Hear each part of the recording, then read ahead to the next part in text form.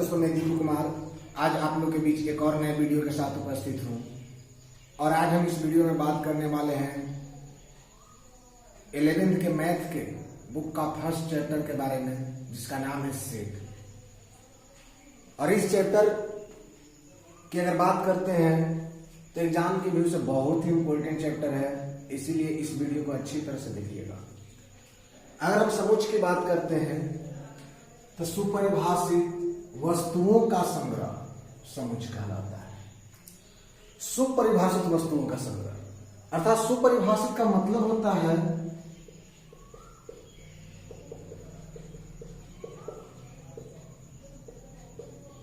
अर्थ होता है कि समुच्चय में जितने भी अवयव हो या समुच्चय में उपस्थित जो भी वस्तु हो वो अलग अलग हो। अलग अलग कहने का मतलब एक ही वर्ड, एक ही वस्तु को बार बार हम रिपीट करके उसमें हम नहीं रख सकते।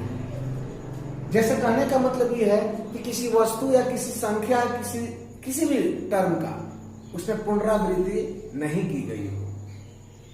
बात समझ में आई? अर्थात उस संग्रह में जितने भी वस्तु या अवयव होंगे उसका गुण क्या होगा, अलग अलग होगा। और उस सभी को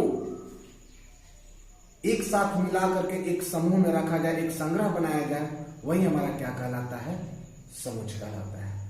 बात समझ में आई? संग्रह के वस्तुओं को समुच्चय का अवयव, तत्व या सदस्य कहते हैं।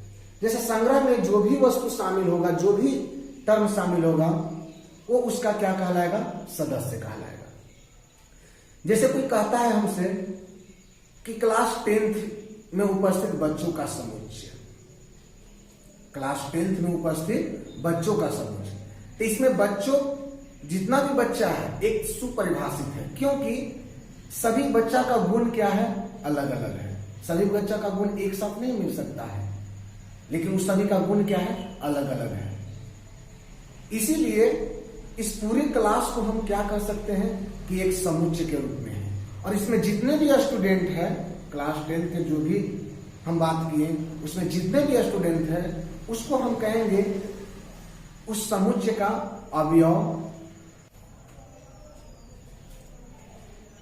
अगर हमसे कोई पूछता है, जैसे 3 एग्जाम्पल हमारे पास है, कह रहा है क्या, फर्स्ट एग्जाम्पल, सेकेंड, थर्ड। पहला में कह रहा है कि सबसे तेज विद्यार्थियों का समूह क्या समुच्चय होगा, तो हमारा कहना होगा क्या कि नहीं। अगर यहाँ पे मोटे लड़कों का समूह की अगर बात करते हैं क्या यह समुच्चय होगा, तो हम इसमें भी कहेंगे कि नहीं। सभी पूर्णांकों का समूह की अगर बात करते हैं और हमसे पूछे कोई कि क्या यह समुच्चय होगा, तो हम कहेंगे यस, हाँ समुच्चय होगा। लेकिन इसका रीजन क्या है? रीजन इसका यही होगा क्या कि सबसे तेज विद्यार्थियों का समूह। तो इसमें जो तेज विद्यार्थियों का समूह की अगर बात किया जाए तो हम तेज विद्यार्थियों का समूह हम बना नहीं सकते हैं, क्योंकि हर कोई व्यक्ति के नजर में अलग अलग तेज हो सकता है। अर्थात इसे कहने का मतलब ये हुआ कि इसमें के जितना भी टर्म आएगा वो सुपरिभाषित नहीं होगा। बात समझ में आई?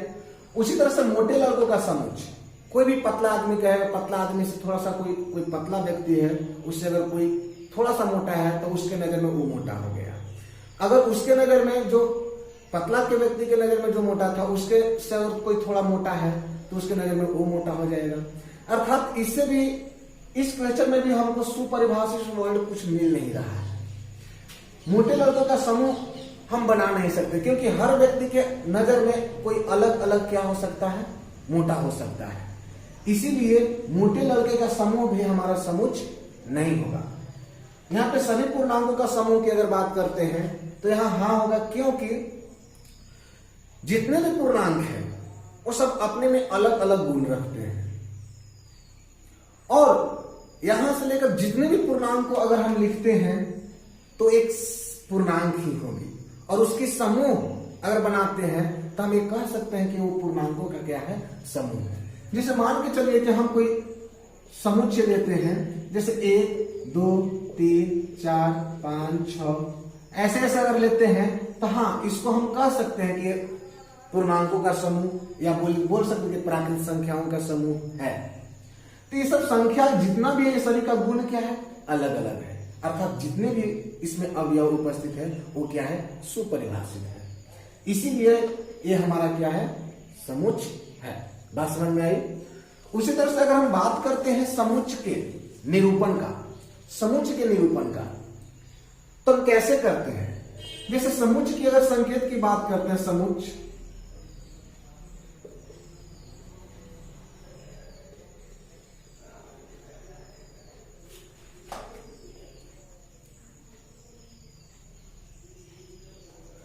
समुच्चय के निरूपण की अगर बात करते हैं तो अल्फाबेट का, अर्थात एबीसीडी की बड़ी अक्षर, एबीसीडी के बड़ी अक्षर से हम डिनोट करते हैं। जैसे ए बी सी, ऐसा कुछ भी, यानी कि कैपिटल लेटर से हम क्या करते हैं? निरूपित करते हैं। किसी भी समुच्चय को हम क्या कर सकते हैं? कैपिटल लेटर से हम सूचित कर सकते हैं। लेकिन समुच्चय के अवयव की अगर बात किया जाए, समुच्चय की अवयव, अगर कोई समुच्चय के अवयव के बारे में हमसे कहता है कि उसको हम कैसे निरूपित करेंगे, तो हम यही कहेंगे कि समुच्चय के अवयव को अल्फाबेट के स्मॉल लेटर से, यानी कि एबीसीडी की छोटी अक्षर से हम क्या करेंगे? उसको डिनोट करेंगे। बात समझ में आई? तो निरूपित करने का एक तरीका है कि किसी भी समुच्चय को हम निरूपण करेंगे तो अल्फाबेट के कैपिटल लेटर, अल्फाबेट के कैपिटल यानी कि कैपिटल लेटर यानी कि बड़ी अक्षर से हम सूचित करेंगे, और उसके अवयव को क्या? स्मॉल लेटर से सूचित करेंगे। बात समझ में? अगर इसी के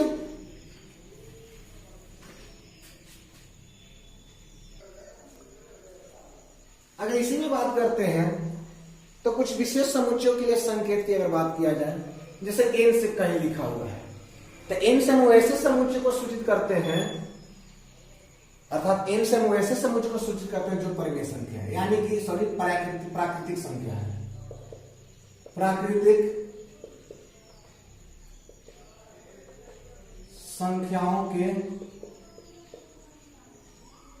समुच्चय, यानी प्राकृतिक संख्याओं के समुच्चय को हम किससे सूचित करेंगे? एन से। यहां पे जेड या आई है, तो हम पूर्णांकों को, जो भी हमारा पूर्णांकों का समुच्चय होगा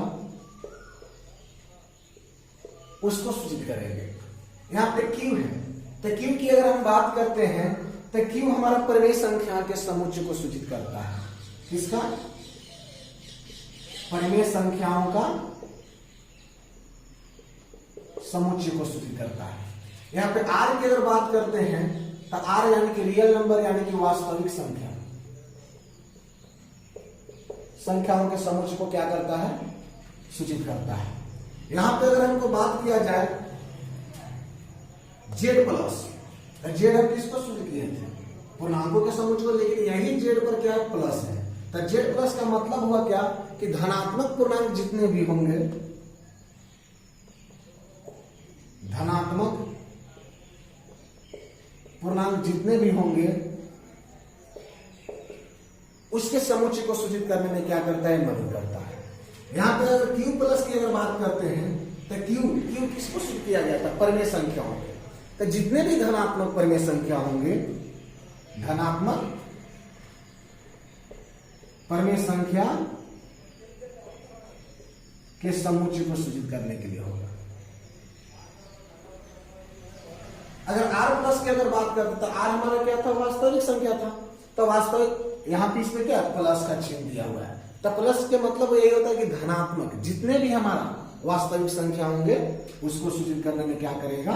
मदद करेगा।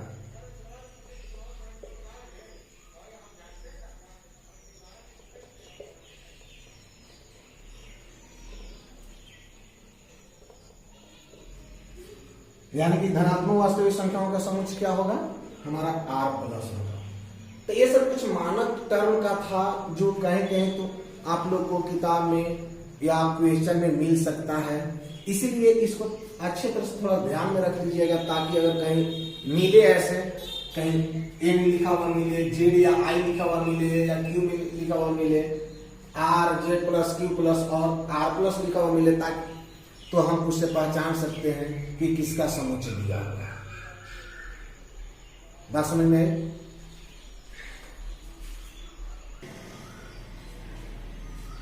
अगर सेट की बात करें लिखने सेट को लिखने का तरीका, तो किसी भी सेट यानी कि समुच्चय को हम और समुच्चय के जितने भी अवयव है उसको हम दो स्मॉल ब्रैकेट के अंदर लिखते हैं। मान के चलिए कोई समुच्चय है तो उसको हम मान लेंगे ए बराबर और जो भी उस समुच्चय का अवयव होगा इस कोष्ठ के क्या होगा अंदर होगा। और इसी समुच्चय को इसी सब समुच्चय में हमारे दो प्रकार का सिंबल आता है, एक आता है इस तरह का और एक इस तरह का। इसका क्या अर्थ होता है और इसका क्या अर्थ होता है जैसे समझने के लिए, जैसे कहने का मतलब ये है कि जहां भी ये लिखा हुआ रहे ये यही सूचित करता है क्या कि कोई किसी समुच्चय का सदस्य है या नहीं। इसी को सूचित करने के लिए हम ये दोनों का सिंबल का क्या करते हैं प्रयोग करते हैं। जैसे मान लिया जाए कि एक समुच्चय हम लेते हैं, कोई एक ए समुच्चय है जिसका अवयव 1 2 3 4, यानी कि एक समुच्चय हमने लिया 1 2 3 4। तो अगर हम यहां पे देखा जाए तो हम यही कहेंगे कि 1 समुच्चय ए का सदस्य है, ऐसे हम बोल सकते हैं ना। तो इसी को हम सिंबल रूप में लिखने के लिए क्या करेंगे कि 1 बिलोंग्स टू ए, यानी कि इसको हम पढ़ेंगे कि 1 समुच्चय ए का सदस्य है।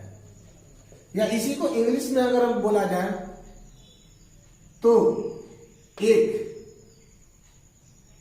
अगर इसी को इंग्लिश में बोला जाए तो 1 belongs to the set A, 1 belongs to the set A, अर्थात 1 समुच्चय ए का सदस्य है। बात समझ में आई? तो जब किसी समुच्चय का जो सदस्य होता है उसको डिनोट करने के लिए हम इसका यूज करते हैं। अगर मान लिया जाए कि यहां पे ऐसे लिख दिया जाए 5 नॉट बिलोंग्स टू ए, इसका मतलब यही हुआ कि जो 5 है समुच्चय ए का सदस्य नहीं है। इसको हम यही लिखेंगे कि 5 समुच्चय ए का सदस्य नहीं है। क्या पढ़ेंगे इसको 5, जो 5 है समुच्चय ए का सदस्य नहीं है। अर्थात इसको इंग्लिश में की अगर बात करें तो 5 not belongs to the set A, 5 not belongs to the set A, यानी कि जो 5 है इस समुच्चय का सदस्य नहीं है, क्योंकि यहां इसमें तो 1 2 3 4 तक ही है, 5 तो इसमें है नहीं। इसीलिए कहा गया कि 5 जो है समुच्चय ए का सदस्य नहीं है। तो एक पूरी बात से हमको यही बात स्पष्ट हुई कि जहां पे ए सिंबल लिखा हुआ रहे, यानी कि ए वाला सिंबल लिखा हुआ रहे, वो सदस्य वो समुच्चय के सदस्य को डिनोट करता है, और जहां इसको लिखा हुआ रहे वो समुच्चय के सदस्य को डिनोट नहीं करता है। अर्थात उस समुच्चय के सदस्य से वो क्या है बाहर को सूचित करता है। बात समझ में आई? उसके बाद अगर आगे देखा जाए तो समुच्चय को लिखने का प्रक्रिया, लिखने का तरीका, आखिर हम समुच्चय को लिखते कैसे, कितने तरह से लिखते हैं, उसके बारे में थोड़ा बात करते हैं।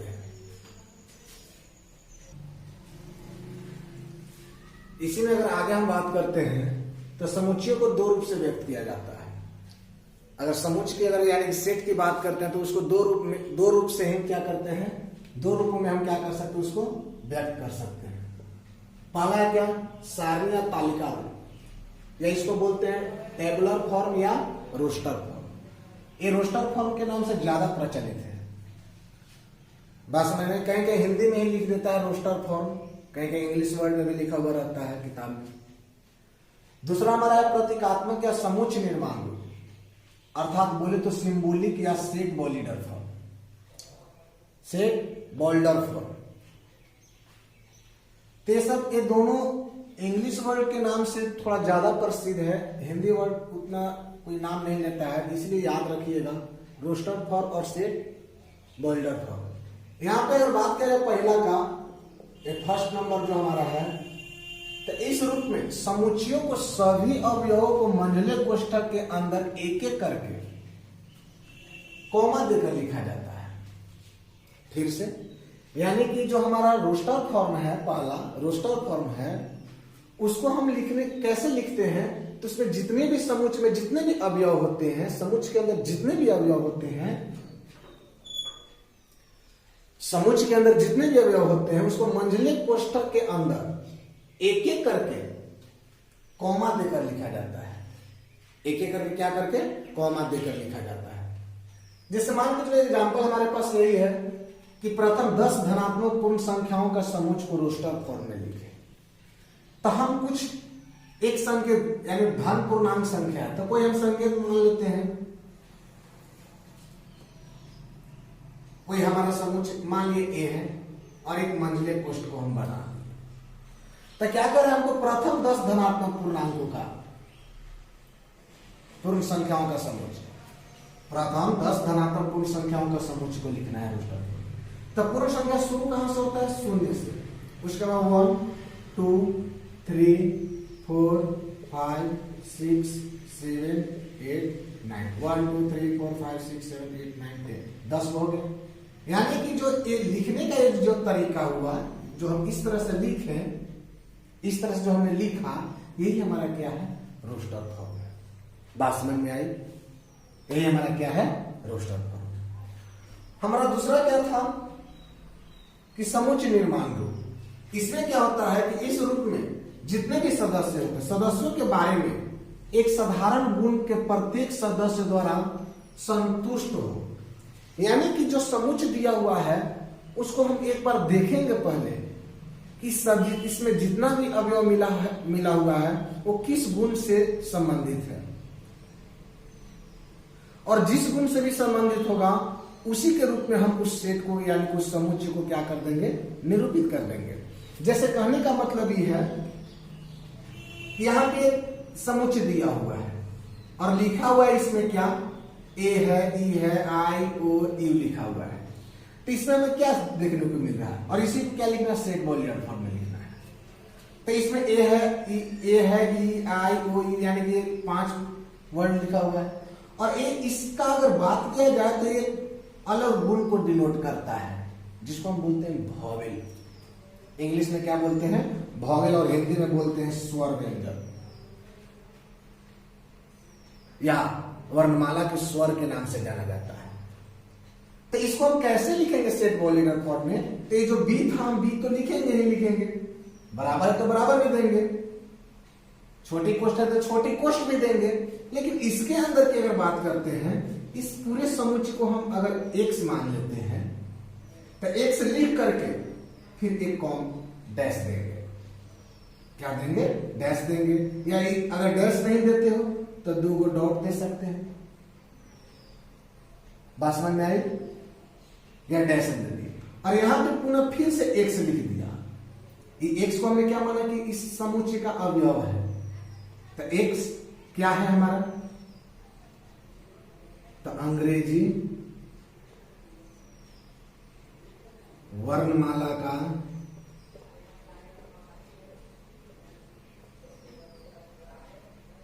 स्वर है, उसके बाद कोष्ठ वर्ग। यानी कि हमने लिखा क्या कि बी को हम पूरे अवयव को एक्स मान लिए, और एक्स है क्या, एक्स अंग्रेजी वर्णमाला का क्या है, स्वर है। बात समझ में आई? अर्थात हम जो सेट पॉलीडर फॉर्म की अगर बात करते हैं तो हम इस तरह से लिखते हैं। अब यहां से अगर इसको हम अगर पढ़ते हैं तो अंग्रेजी वर्णमाला के स्वर की हम बात कर रहे हैं, तो अंग्रेजी वर्णमाला में तो स्वर यही 5 में होता है, ए ई आई ओ ई। तो इस पूरी 5 का एक गुण के रूप में लिख दिया गया। तो ये जो इस तरह से लिखा गया, यही हमारा क्या है, सेट पॉलीडर फॉर्म, या बोले तो समुच्चय निर्माण रूप। बात समझ में आ गई? तब इसी तरह से हम क्या करते हैं, समुच्चय के रूप में क्या करते हैं, व्यक्त करते हैं। आगे कुछ और एग्जाम्पल देखते हैं।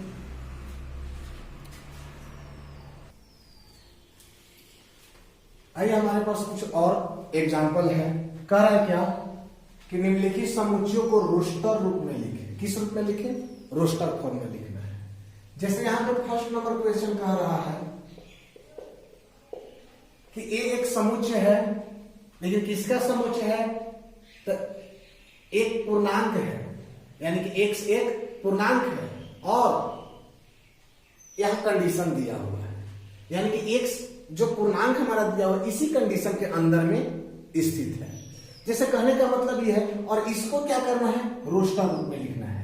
तो रोस्टर रूप में लिखने के लिए हम क्या करते थे कि जो समुच्चय उसको लिखते थे, बराबर है तो बराबर देते थे और दो को मंजिली कोष्ठक बनाते थे। क्या करते थे? मंजिली कोष्ठक बनाते थे और इसमें उपस्थित जितना भी अवयव है उसको अलग अलग लिख करके कॉमा देते थे, यानी कि अलग अलग कॉमा दे करके हम क्या करते थे? उसको लिखते थे। तो यहां पे एक कंडीशन दिया हुआ है क्या? -3 less than x less than 7, यानी कि इसका मतलब हुआ कि -3 और 7 के बीच में ही क्या होगा? x का मान होगा। -3 और 7 के बीच में ही क्या होगा? x का मान होगा। अब इसी के बीच का जो भी अंक हमको आता है उसी को क्या करना है? इस समुच्चय के अंदर हमको लिख देना है। जैसे -3 है तो इसमें तो -3 को शामिल नहीं करना है, क्योंकि यहाँ पे इक्वल का साइन नहीं दिया हुआ है, इसीलिए -3 से छोटी हमारा हो जाएगा -2।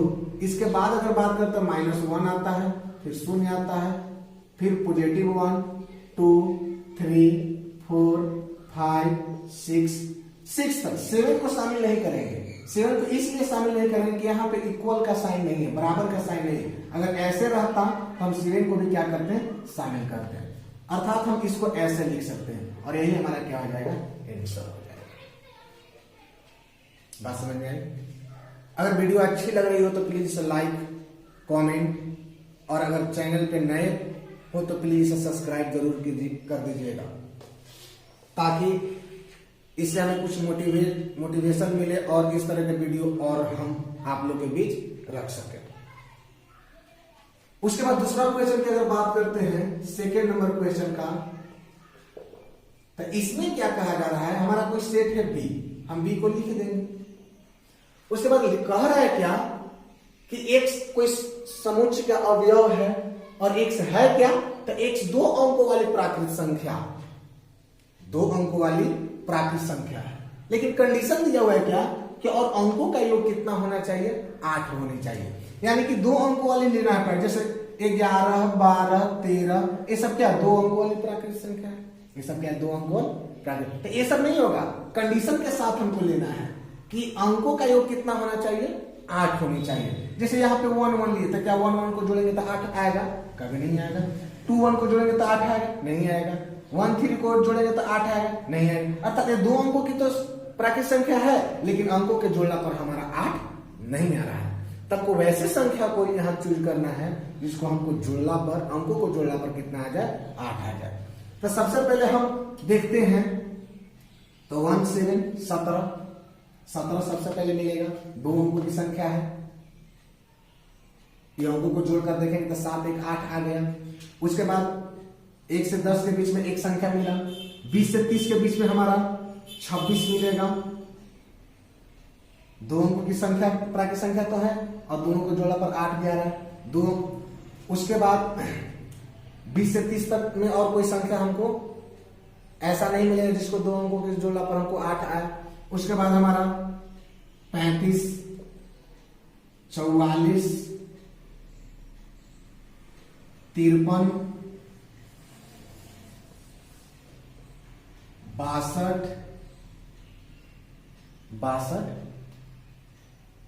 62 होगा। उसके बाद 71, उसके बाद 80। क्या हमारा हो जाएगा? 80। यानी कि इतना संख्या 2 अंकों की है जिसके अंकों को जोड़ा पर कितना आ रहा है? हमारा 8 आ रहा है। तो इस तरह से जो हमने लिख दिया यही हमारा क्या हो गया? रोस्टर रूप हो गया, रोस्टर रूप हो गया।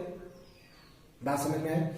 उसके बाद तीसरा हमको कह रहा है क्या कि कोई समुच्चय P है, जो x है, x एक ट्रिगोनोमेट्री शब्द लिखा हुआ है और इसमें उपस्थित अक्षरों के जो भी है अक्षर है उसी का समुच्चय के रूप में लिखना है। तो हमने बोला था कि समुच्चय जो होता है एक अलग अलग वस्तु होती है, यानी कि कोई भी वर्ड जो होती है उसको पुनरावृत्ति के रूप में नहीं लिखा जाता है।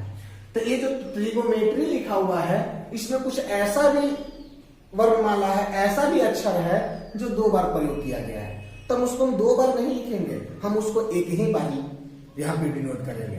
जैसे टी है तो हम टी लिखेंगे, कॉमा दे दिए, आर लिख दिए, कॉमा दे दिए, आई है तो आई, उसके बाद जी, ओ, एन। अब एन के बाद देखो T R I G O N तक तो लिख दिए हम, लेकिन यहाँ पे एन के बाद क्या है, फिर हमारा ओ है, तो इसको हम नहीं लेंगे क्योंकि ओ हम एक बार क्या कर दिए यहाँ पे यूज कर चुके हैं। उसके बाद एम, इसको राइट करेंगे। उसके बाद ई, क्योंकि ई का प्रयोग हम पहले नहीं किए हैं। उसके बाद टी आर, तो टी को भी हम क्या करेंगे, नहीं लिखेंगे। क्यों? क्योंकि इसको पहले ही हमने यहाँ पे क्या कर दिया है, यूज कर दिया है। यानी कि कोई वर्ड को हम एक ही, यानी कोई अक्षर को हम एक ही बार यूज करेंगे। उसके बाद आर है, आर को भी हम पहले यूज कर चुके हैं तो इसको भी हम नहीं लेंगे। फिर बच गया क्या, वाई। यही हमारा क्या हो गया, शायद क्वेश्चन समझ में आ गया होगा। और इसी बेस पर हमारा एनसीईआरटी का फर्स्ट चैप्टर का क्वेश्चन दिया हुआ है। हम चाहेंगे कि वीडियो देखने के बाद अपने एनसीईआरटी क्वेश्चन के जितना भी क्वेश्चन सॉल्व कर लीजिएगा। और कुछ एग्जांपल देते हैं।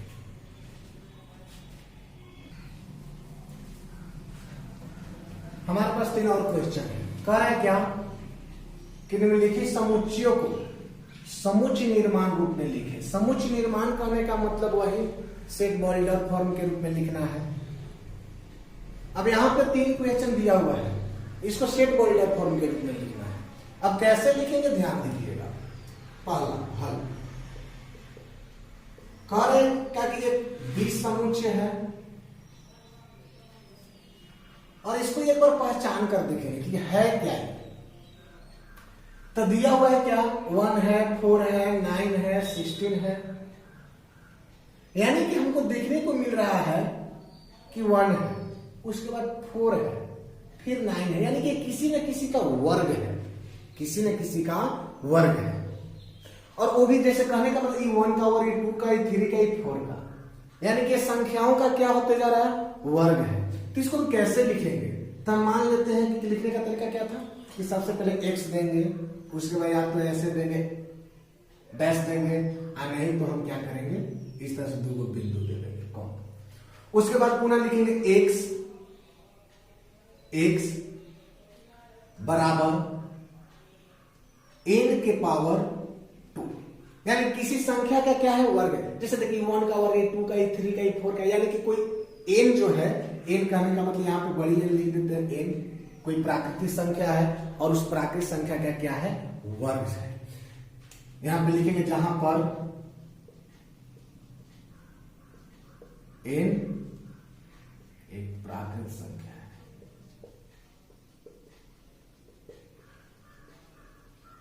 अगर हम इस n के जगह पे हम प्राकृतिक संख्या को रखते जाएंगे तो हमारा ये सब वैल्यू क्या होते जाएगा, आते जाएगा। जैसे देखिए n के जगह पर 1 रखते हैं तो 1 के स्क्वायर 1, 2 रखते हैं तो 2 के स्क्वायर 4, 3 रखते हैं तो 3 के स्क्वायर 9, 4 रखते हैं तो 4 के स्क्वायर 16। तो इसी तरह से क्या है, हमारा संख्या है।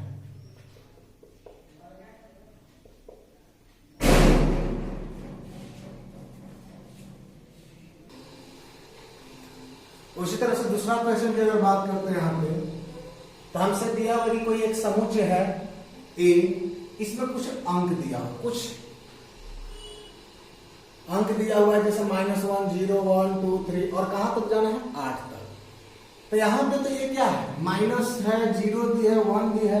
तो -1, 0, 1, +1 ये सब किस में शामिल होता है, कोई पूर्णांक में शामिल होता है, पूर्णांक संख्या में शामिल होता है। अर्थात ये दिया हुआ है एक पूर्णांक संख्या दिया हुआ है। तो हम यहां से लिखेंगे क्या कि ए है तो ए कर्ली ब्रैकेट यानी कि मंझली कोष्ठ, और यहां पे लिखेंगे x क्या है, तो x एक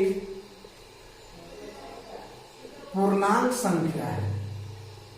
क्या है, पूर्णांक संख्या है, लेकिन कंडीशन के साथ है। पूरा पूर्णांक संख्या तो अनगिनत होती है, लेकिन हमको अनगिनत नहीं लेना है, कहां तक लेना है, -2 less than x less than कहां 8 है ना, तो 9। यहां हम ए भी लिख सकते हैं, अगर हम इसको ऐसे नहीं लिखेंगे तो यहां ए भी लिख सकते हैं, -1 लेस देन इक्वल टू डालना पड़ेगा, लेस देन इक्वल टू 8। यानी कि अगर हम इसको भी लिखते हैं तो हमारा क्या होगा, सही होगा, क्योंकि -1 को यहाँ पे क्या कर लिया गया, शामिल कर लिया गया। यानी -1 और 8 के क्या है, बीच में x का जो मान होगा, यानी कि जो भी हमारा है, हाँ 8 को शामिल भी करना है यहाँ पे, क्योंकि यहाँ इक्वल लगा हुआ है। और इससे क्या सूचित हो रहा है कि -2 और 9 के बीच में जो भी हमारा x है, अर्थात जो भी हमारा पूर्णांक संख्या है, उसी को यहाँ पे क्या किया गया, राइट किया गया, और इसी को हम किस रूप में लिख दिया, सेट बॉयलेट फॉर्मूला। बात समझ में आई। उसी तरह से हमारा तीसरा क्वेश्चन कह रहा है क्या है, ई है, और यहां पे क्या दिया हुआ है पता नहीं चला कि क्या है क्या नहीं है, 5 है, 9 है, 13 है, 17 है, 21 है, यानी कि कोई क्रम में भी हमको नहीं दिख रहा है। लेकिन हाँ इतना हमको पता चल रहा है क्या, कि अगर हम ये 4 है, सॉरी 5 है, यानी 5 है, तो 4 में हम 1 जोड़ देंगे तो कितना आ जाएगा, 5 आ जाएगा। अगर हम 4 में 2 से गुना करके 1 जोड़ेंगे तो हमारा 9 आ जाएगा। अगर इसी तरह से हम 4 में हम 3 से गुना करके हम 1 जोड़ दें तो 4 12 1 13 आ जाएगा। उसी तरह से 17 को लेना है तो 4 में हम 4 से अगर गुना करके 1 जोड़ते हैं तो हमारा 17 आ जाएगा। यानी कि कहने का मतलब ये हुआ कि जो हमारा क्रम है 4 के मल्टीपल में 1 जोड़ करके निकाला गया है, यानी कि 4 के गुणज में 1 जोड़ करके निकाला गया है। तो उसी तरह से हम यहां लिखेंगे x क्या है, तो x है 4n प्लस 1 है, जहां पर n एक प्राकृतिक संख्या है, प्राकृतिक संख्या। यहां ए भी लिख सकते हैं, जहां n क्या है, एक प्राकृतिक संख्या। n क्या है, एक प्राकृतिक संख्या, यानी कि n की जगह जो भी हम रखेंगे वो क्या होगी, एक प्राकृतिक संख्या होगी। बात समझ में आई। अब इसमें हम कोई प्राकृतिक संख्या को रखकर जांच कर सकते हैं, क्या कर सकते हैं, जांच कर सकते हैं। जैसे 1 रखेंगे तो हमारा 5 आ जाएगा, 2 रखे तो 4 में 8 9 आ जाएगा, 3 रखे तो चलते 12 13, 4 16 17, 5 में तो 5 20 21 आ गया ना। तो इसी तरह से हम क्या करते हैं, सेट बॉयलेट फॉर्म को लिखते हैं। बात समझ में आई। उसी तरह से और क्वेश्चन देखते हैं। हमारे पास एक क्वेश्चन और है, और कह रहा है इसमें कि माना कि कोई समुच्च दिया हुआ है, कोई समुच्च दिया हुआ है, और इसमें कह रहे कि रिक्त स्थानों में बिलोंग्स टू और नॉट बिलोंग्स टू को भरना है। अब यहाँ पे कैसे भरेंगे, हमने इसके बारे में बात किया था कि जब भी जैसे मान के चलो कि हमारा लिखा हुआ है x belongs to the set A, तो ये जो x जो अवयव है समुच्च एक, x जो है समुच्च ए का सदस्य है। अगर यहीं पे ऐसे रह जाए, लिखा जाए, तो इसको हम कहते हैं कि x जो है समुच्च ए का सदस्य नहीं है। तब हमको देखना है कि यहाँ पे 5 है, खाली जगह है, और a दिया हुआ है, तो a तो कोई समुच्च है, और ये 5 है, इस समुच्च का अवयव को देखना है। तो इस समुच्च में हम देखेंगे कि 5 है कि ना, तो 5 दिख रहा है, तो यहां पे लिखेंगे हम कौन सा सिंबल डालेंगे, इस तरह का, क्योंकि ये 5 समुच्च ए का सदस्य है, देखो दिख रहा है यहां।